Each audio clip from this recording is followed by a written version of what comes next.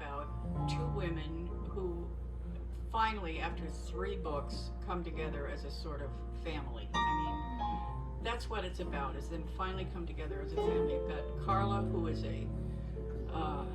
was a child star who was horribly abused by her mother, and you have Amy, who is she describes herself in one of the books as having lived her life not waiting in the wings, but living there, and she sort of steps out a little bit onto the stage finally in this book, and the two of them come together. So that's basically what this is about. But in order to keep reader attention and sell books, it also has a lot of dismemberments and stuff. Because, so they're serial killers and they're running around San Diego the way they do. And there's like body parts in the Scripps Aquarium thing. I mean, it's just, that kind of thing. And it's kind of embarrassing, but at the same time, that's what I did. Because I could use the money, quite frankly. So anyways, I'm trying to, would you like me to just read some of this? Yes. I won't read anything about the feet or the, so this goes back, this is the first time I've written a book that's in dual point of view. It varies from chapter to chapter. It goes from Carla, the young girl, not young, she's 35, but kind of a very young 35. So every other chapter is from her point of view, and the others are from Amy's. In Amy's chapters, a lot of the times when she's not dealing with Carla, she's trying to write. And because Amy is a better writer than I am, I can't actually show you what she writes, but I can sum it up. So there are a bunch of places where you get to see, in summary, what she's working on. And so I'll just read you a couple of things that explain one of the stories she summarizes. Amy was on the eastern edge of old age, and death was ever present in her thoughts, though not yet in a frightening way. She found herself tidying up a lot, tossing out old clothes and mismatched plates and teacups, painting and otherwise sprucing up the inner and outer walls of her house, her penultimate resting place. Once every couple of months, she brought to the Goodwill a cardboard box loaded with videotapes, kitchen gadgets, small appliances she had not used more than once, and uncracked hardbacks foisted upon her by blurb-seeking agents. Her impulse not to leave a mess was odd, since when she died, she would also leave no survivors. Still, there it was, and she honored it. Amy centered leaving a mess at the top of the blank page and double-spaced twice. So now you got the summary. An old woman, Lucy, watches television at night when her eyesight is blurry from reading. She mostly watches old CSIs and true crime reenactments. But one evening she chances upon a program about hoarders being buried alive. She sees another old woman living in spectacular squalor, surrounded by objects with which she refuses to part. She nests beyond mountains of Chinese takeout cartons, newspapers, dirty clothes, boxed dress shirts, glass bottles, bicycle parts, radios, pizza boxes, open bags of cat food, Hummel figurines, plastic Christmas trees, 6 mummified cats, and a 3/4 ton of National Geographics. When asked about this or that hoarded object, the old woman explains its purpose in detail. The pizza, for example, is still edible if warmed in her microwave, which abides beneath an 8-foot mound of souvenir throw pillows. She is led protesting off-screen by a posse of TV people, disaffected daughters, therapists, and moonlighting crime scene technicians, all of whom stage whisper about rat feces and stench. Lucy shuts off the program and inventories her house. Since she can easily move from room to room without displacing mounds of garbage, she must not be a hoarder. In fact, the rooms look neater than they did when she was younger, but she does have a lot of books. Every room contains bookcases, all overflowing, unshelved books piled in front of the shelved ones due to lack of space. She remembers a CSI where somebody was killed by falling bookcases, but this is not likely here since none were freestanding. Still, she does not want to leave a mess. The following afternoon, seeking goodwill donations, she begins with her reference books, starting with her great-grandfather's Farmer's Almanacs from 1847. She bundles these along with her husband's books on structural steelwork and carpentry, and volumes KMN and XYZ of the 1964 World Book Encyclopedia. Loading one box so fast fills her with optimism. But the task soon becomes daunting. For every book she lays to rest, she finds herself leaping through another, boxing it, changing her mind, taking it out, reading some more. How had she come into the Moldavian book of root medicines? The handwritten inscription on the inside cover uses an alphabet unknown to her. She can remember noticing the book from time to time. It seems always to have stood there on the middle bottom shelf in the hall. Here is A Short History of the World by H.G. Wells. She does recall buying that secondhand since it was short and cheap and by H.G. Wells, but his history stopped with the formation of the League of Nations, which happened long before Lucy was born, so she hasn't yet got around to it. She shelves it between Birds of the Northern Plains and the physician's desk reference she bought when her husband was dying, which is of course outdated and useless and would not again be opened, but apparently functions as some sort of monument, or else she would be able to toss it out now. Frowning, she places it beside her on the floor. It becomes the foundation of a pile of other curiosities, books she should discard but can't quite. Orange sunset deepens to crimson all about as she explores shelf after shelf, book after book, and by moonlight, the shelves are half empty with more than enough room for Shakespeare and Tolstoy and Lardner and Woolf and all the other respectables, and she sits amid stacks higher than her head, mountain ranges of etiquette manuals, idiots' guides, ghost stories, Yiddish folktales, biographies of Mary Astor, Horatio Nelson, Davy Crockett, and Petroleum V. Nasby. How to Avoid Probate, A Girl of the Limberlost, Fun with Stunts. Is she a hoarder? She thinks not. If anyone asked the purpose of keeping the wonderful world of salt, she would, unlike the crazy old woman on that show, have no answer. She finds this comforting. Rising, she surveys a mess of piles and boxes and admits that the whole project was ill-advised without a game plan. She'll return to it later. Sighing, she reshelves everything except for the oldest farmer's almanacs, which she takes to bed. All right, so it's not finished yet. And a bunch of stuff happens with the feet and whatnot, and then we get back to her. She's back at her, a couple of days later, she's back at the computer, leaving a mess. Lucy goes to bed with the October 1847 Farmer's Almanac and starts to read. Amy searched fruitlessly online for text from the 1847 almanacs. Lucy goes to bed with a collection of classic ghost stories and starts to read. She settles in with an old English one set on the windswept moors. 9-year-old twin sisters share a room containing a locked teakwood armoire with a missing key, and they spend idle hours alternately trying to pick the lock and outdo each other with predictions about its grisly contents. One of them goes mad and murders the other. In another story, a widow is haunted by her husband's shade, which keeps popping up in his favorite armchair, on the front lawn viewed through her picture window, at her bedside in the dead of night. Lucy shuts the book. Lucy would not care what was in that armoire, even if it were right here beside her, and her house had a history of homicidal lunacy. She cannot imagine malevolence, or for that matter, benevolence, attaching to a physical object, nor can she imagine being spooked by visions of dead people. How would she respond if she turned on her left side and found her husband stretched out beside her, his head inches from hers on the pillow? She tries a thought experiment. There he is. His hair is mussed. He's wearing his favorite LL Bean pajamas. She can see his fine gray hair on starched striped pajamas, but his face is wholly obscured by fog. In words, she can describe each feature in detail, and she tries this now, but no matter how exhaustive her description, his face remains hidden from her. His image, such as it is neither frightening nor reassuring, and when she blinks it away, it leaves nothing behind.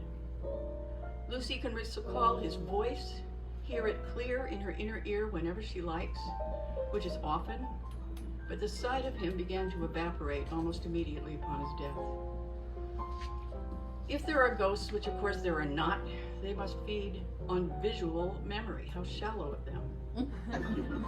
With that thought, she sleeps, and as sometimes happens, she does not wake up.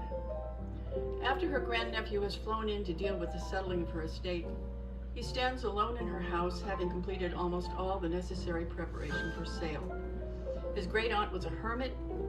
Her body lay undiscovered for weeks, and he'd had to hire professionals to deal with what was evidently a mess, but none of that remains.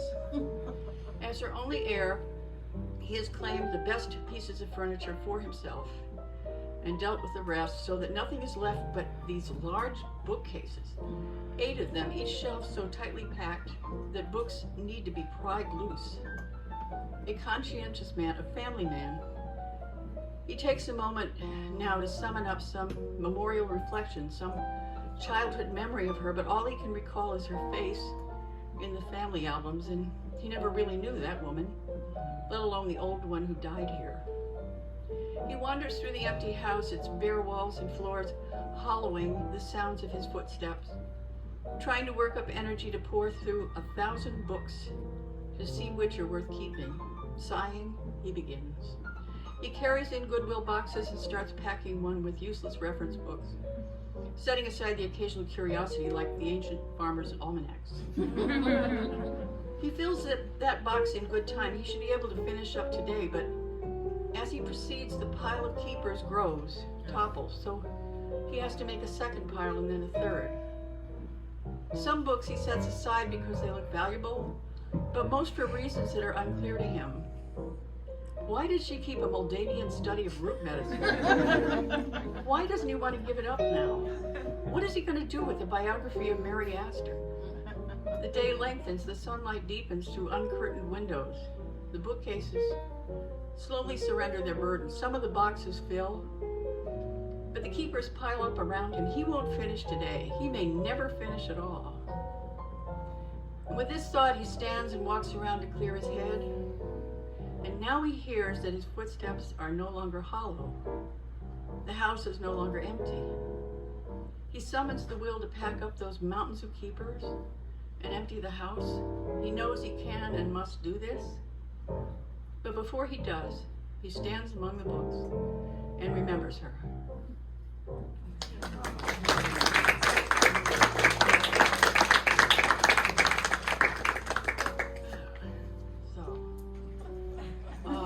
I don't know whether I should read anything else or whether we should talk or what. Is there anything you'd like to discuss?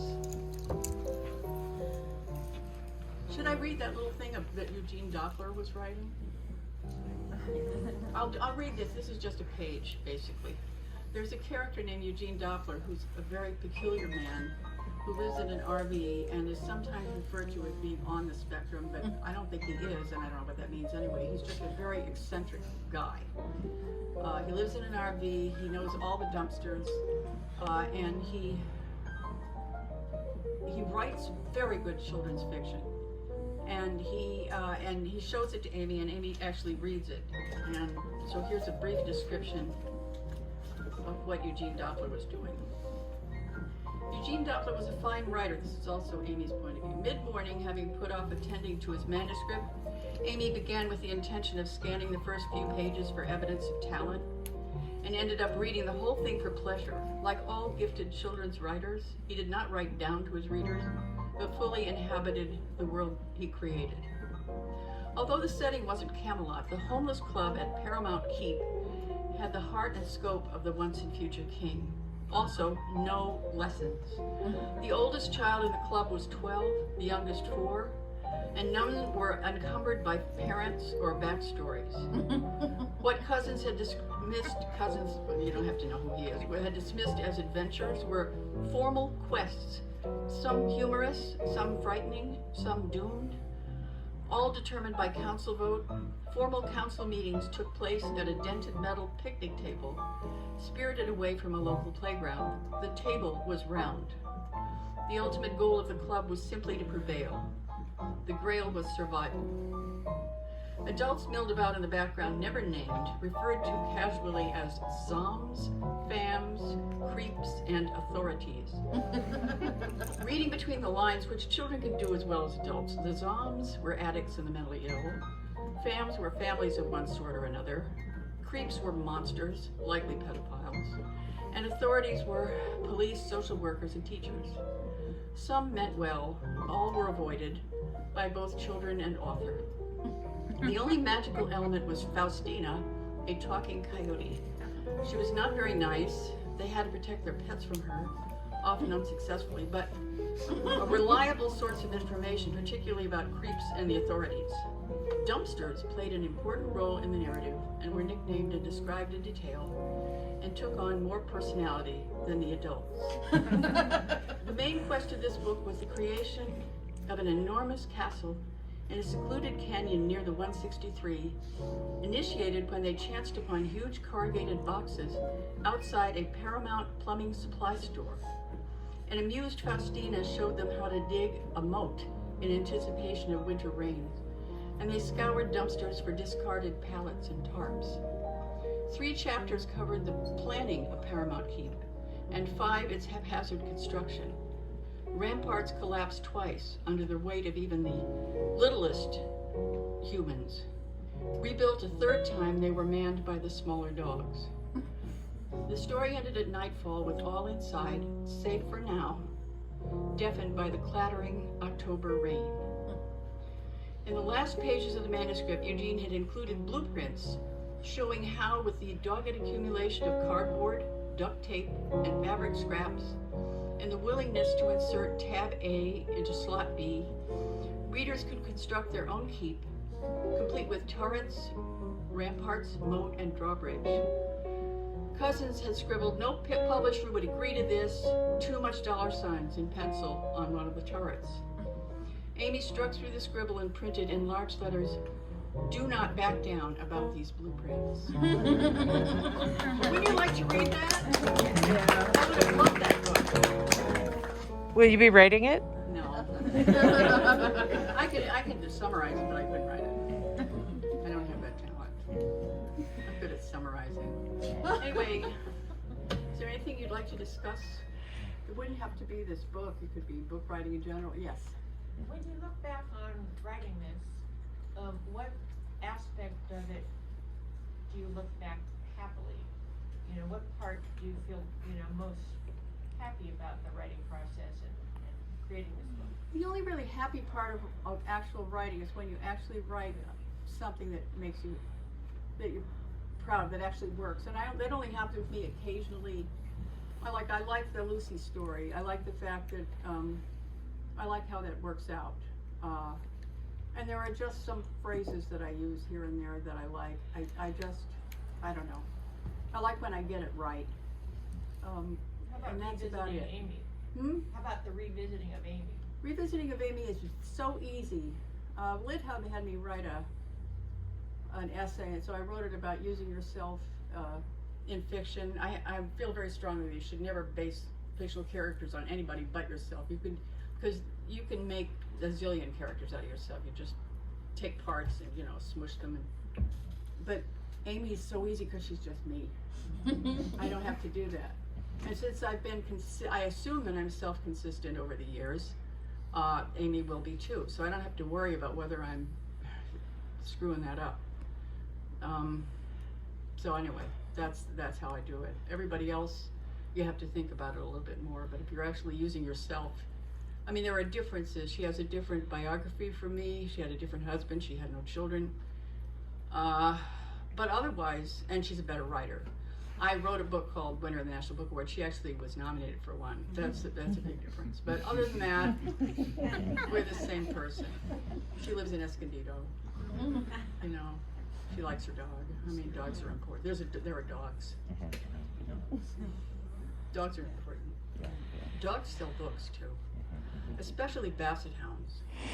The Basset has passed on after the second book, but there's another dog now, and I gave her my great-grandmother's name, and that makes me happy. Her name was Lottie. Nobody's name is Lottie anymore, at least not in this. I mean, they're probably in Germany, there are probably lots of Lotties, right? But anyway. What else? Will the spinning chair show up in the Amy book number 4? It'll have to. I mean, I'm sort of in my gazebo that I just built. I'll have to just, I don't know. I don't know if I can do another Amy, but I mean, she's getting pretty old, you know? What else? I can't have more serial killers bounding around San Diego. It's not right. Yeah. It's interesting to hear you say that. I mean, obviously Amy is based on you, but Yeah. also that you're writing from Carla's perspective in this book. So what inspired you to go that route and to get away from? Because I was sick. I didn't want to do all the other 2 books were all point of view. I mean, I was just kind of. I didn't have anything more to mine about Amy in the third, and so I thought I needed a break. And point of view is very important in fiction. It's and it's nice, and it's not that difficult. You inhabit a character. You create a character, and then you inhabit that person, and that helps you figure out how they talk and how the world appears to them, and you modify your language so that it fits. But it's really not complicated, as long as you sort of respect your characters. So I liked working with Carla. I didn't know beans about what she was a child star, and I had to look up a bunch of stuff about that. But you know, fiction it's all your imagination.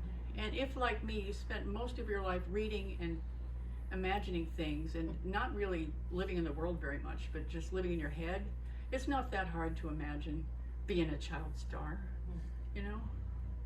Or having a terrible mother, which I certainly didn't have, but you know, it's not that hard. You just dive into it and do it. I have a question over here. Yeah. What is your process for plotting books? It sounds like you have a really intimate way of kind of building characters. Do you start with a character and then sort of let the plot unfurl from there, or do you have an idea for like a theme or kind of mood that you want to have for a book? Yeah, you have to start with something. There has to be some narrative pull at the beginning. So in the beginning of this, Carla goes in and finds somebody strangled, and so that's narrative pull. But after that, you just sort of have at least I have a dim idea of how it's all going to play out at the end, but I have no idea how I'm going to get there. There are fiction writers who outline like crazy. You know exactly how they're going to do this and this chapter. That would drive me crazy. If I knew that, I wouldn't have the impulse to write it. Because to me, writing is an act of exploration. You don't know how you're going to get across the Gobi Desert of the middle of the book until you actually do it. That's the kind of exciting and frustrating aspect of writing. So is it kind of like jazz improv where you have... Exactly. There's a lot in common between, I mean, I happen to believe that music is the actual apex of the arts because musicians listen. It's essential to musicians is they listen. The other thing I just admire so much about them is, maybe I'm wrong about this, but I think that unlike the rest of us, you have to have an audience in order to put a roof over your head, but you'd be just as happy making music all by yourself. You know, isn't that true? I mean, you don't actually need to communicate it except with the person you're making music with. Whereas the essence of writing is communication. So you are dependent upon reaching out to a reader and, you know, and there's a lot of good to be said about that, but to me, it's not as impressive as the other arts that way. But it's fun. And actually, for my money, the great thing about being published is that you're in the Library of Congress, so you're there. You know, you're gonna die, but maybe somebody will pick it up someday, and like, you don't know. It's a way to reach out. Yeah. So you said sometimes you don't know how you're going to get across the Gobi Desert. Have you ever gotten to a point where you thought, oh my God, I have no idea how I'm gonna get past this, and then it just sits there for months. No, that certainly frustrated. could happen, but it hasn't happened. Hasn't happened. Wow, that's. And I think that's where characters come in. If you invest a lot of attention to your characters, and people always have stuff going on that has to be fixed or dealt with, and you just figure out how that's going to happen. So no, it's not that hard. It's really not. For whatever reason, it's the interstitial stuff that intimidates me. Yeah. Well, there's no guarantee. You're just stepping out. It's like Wile E. Coyote. You're stepping off the cliff and you just don't look down. Because looking down is not a good idea. You don't fall. You don't fall until you look down. Do you have a specific time of day or a habit or a discipline about writing, or do you just do it whenever you feel like it, or how do you deal I'm with that? totally undisciplined, and the reason my book is dedicated to Tess Link, whose fault this is. If it weren't for Tess, this would never have been written. If I have a deadline, because I was brought up right, if I say I'm gonna give you pages on such and such a date, I will come up with them. That's the only thing that actually moves me off my ass. And I know plenty of writers that are disciplined in other ways, but I'm not. How about you? Not at all. I'm not the only writer in this room. Yeah, it's interesting. Yeah. So after you've gone through the exploration of the first draft, how much, Rewriting? yeah, rewriting? Very little. I basically, I edit as I write. So I'm not, and I know wonderful writers who, they change things completely, or they'll just write a bunch of pages and throw them out on the floor and then I couldn't do that. They would drive me crazy. So I hardly ever throw anything out, and but that I don't think is the only way to do it. Yeah. Has your process been the same throughout all of your books, or was it different with your first book and then it evolved? No, or it was all first book I wrote a lot of those stories when I was in grad school. So I had, I was supposed to have something for class, and then after that, it's the same thing. But as I say, it's not the only way to go about it. It's just, I really think deadlines are wonderful. But only if you're not, a psychopath. I mean, if you don't think anything of saying, yeah, I'll do it, and then you don't do it, then, they're not going to work for you. Have you gotten things back from the publishing editor, either where you went, oh wow, yeah, I never thought of that, that's a fantastic idea, or what the hell are you thinking? Heck no. No, well, actually, my first book, when there were short stories, I had Tom Dunn, who was the senior editor and was my friend, and he actually suggested a change in one of my stories, said this isn't working, and I remember being annoyed with him because I thought, what do you know about fiction? Because he wasn't a big fiction reader. But actually he was right. I went back through that story and I made some significant changes. But as far as the novel's concerned, no, nobody's ever done that. They just do little, I mean, they're generally pretty polite. They ask questions. Did you mean to say this? And I count on book editors to save me from screwing up some timeline thing, or calling somebody Fred on page 2 and Raoul on page. I mean, you want to make sure they have your back.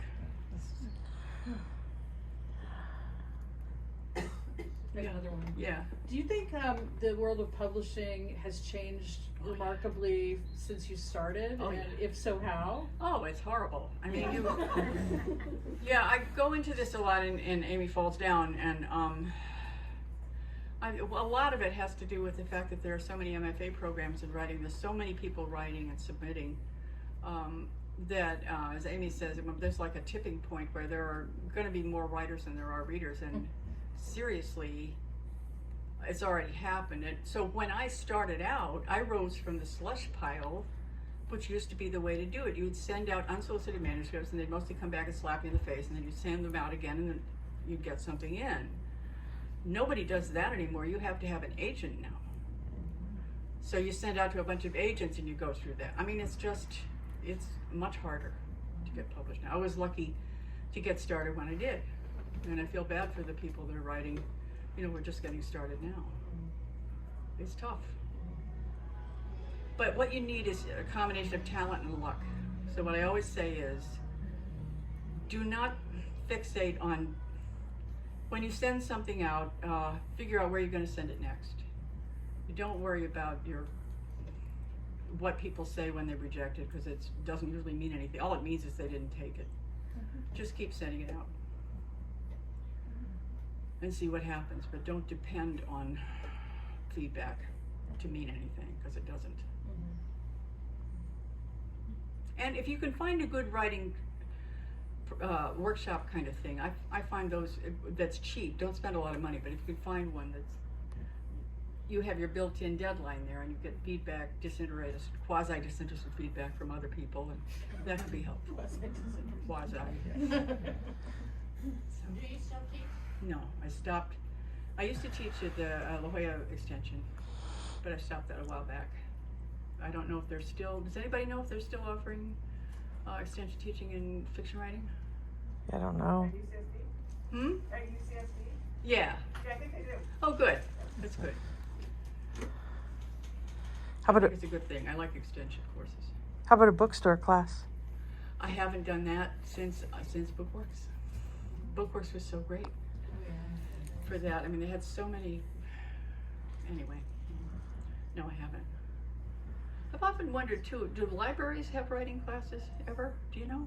You Sometimes, can. Yeah, I mean, I did when I was working in a library, but Yeah. I think it depends on who's running it. Right. Yeah. My local rep theatre does. Hmm? My local rep theatre Oh, okay. runs writing classes, not specifically for drama, Uh-huh. but for creative writing. Yeah. Just as an adjunct to that whole creation. They have a dance class and all sorts Yeah. of things, but writing is one of the things they Right. offer. That's But good. of course, that's a bit of a distance away. Right. It is a bit of a distance.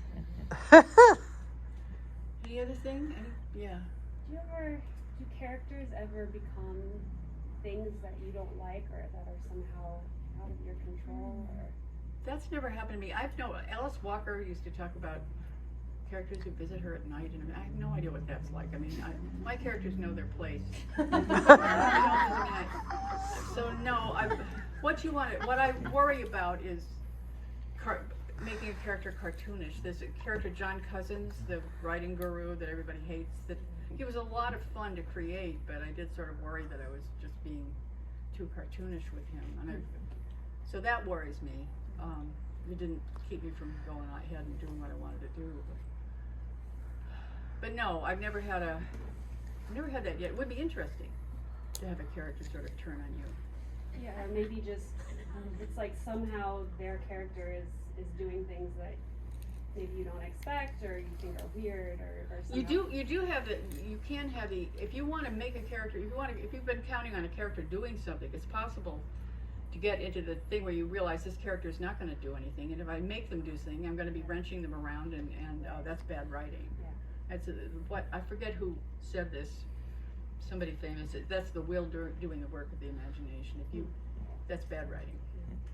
And so if you created a character who wouldn't do X, then that's just too bad. Right. You have to figure out something else.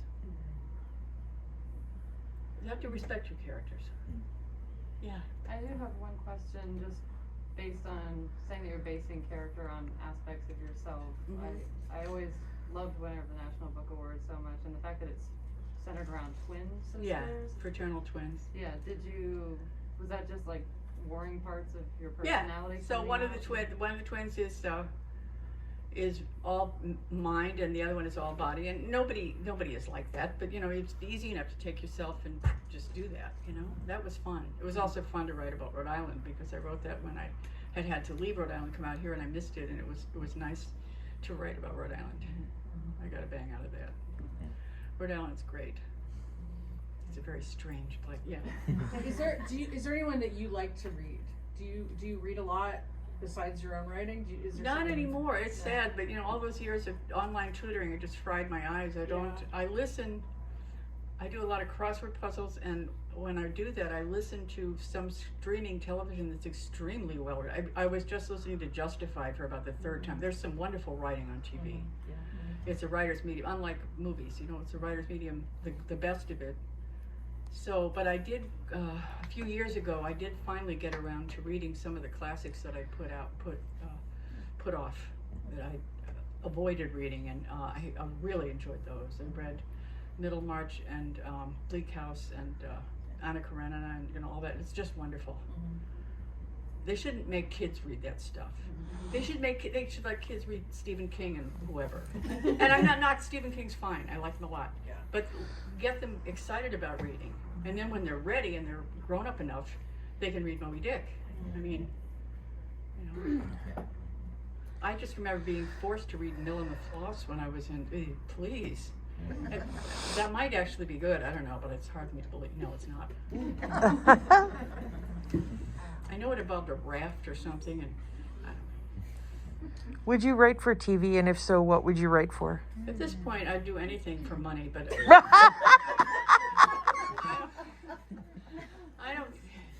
I don't think I have. I would love to be in a room with television writers, because that's the only. I mean, writing is usually a very solitary thing. Writers are like spiders. I often say it's just, you know, You hate them? Yeah, you're alone. But apparently, if you're writing for television, that's not true. I can't imagine how that works, and I would love to see how it works. I don't know if they all get along or what. I've got, there's a remote possibility that the writing class might be made into a series. I don't think it's going to happen, but it might. And I think it would actually work. I think all of these Amy books would work very well for television, because you've got the characters and you have the situation, and It'd be nice if they'd let you sit in on that then. yeah, but I don't think I'd want to write it, because I have no idea how you do that stuff, you know. And it's probably upsetting. I mean, probably if it's your own baby, they probably do stuff that would upset you, or they'd make changes that you wouldn't agree with. And I don't know. When you write something, you just send it out in the world. You're not the boss of it anymore. It's not. It's just out there. That's what I think. Anything else? Hey, Tony? Hi. Do you have groupies? I would Does love Amy to. have groupies? Because you mentioned another author who had a character that was discontinued, and you mentioned discontinuing Amy, so you gotta, you know. Yeah, I know. You don't want it to end up like, you want it to be something miserable. No, I would love to have groupies. That'd be so cool. Don't discontinue Amy. I'm Amy's groupie. Thank you. Oh, that's so cool. Yeah. No, I don't. That you know of. That I know of. Yeah.